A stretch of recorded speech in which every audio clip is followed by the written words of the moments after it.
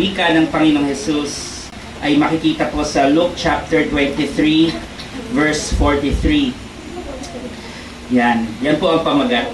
Pero hindi yan mismo yung verse. Basahin na lang natin. Ready, go!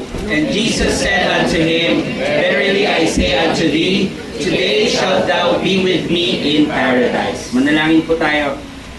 Panginoong Diyos, sa aming Ama, maraming salamat po sa hapong ito na nagtipon-tipon kami dito to worship you.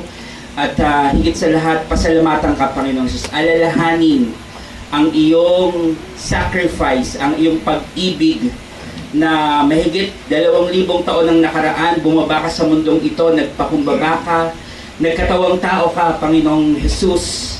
At ikaw ang dumanas ng kaparusahan na dapat sa amin.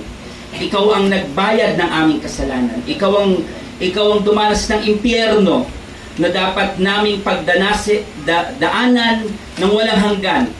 At dinala mo ang lahat ng kasalanan namin sa iyong balikat habang ikaw ay pinaparusahan at ikaw ay pinahihirapan sa krus ng Kalbaryo.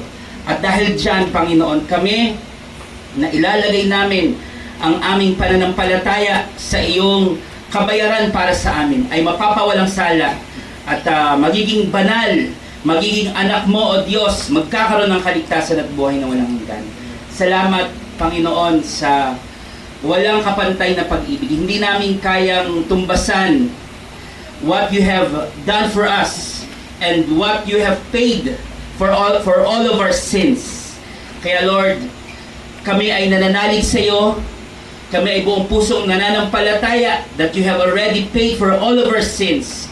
And we thank you, we love you, we worship you.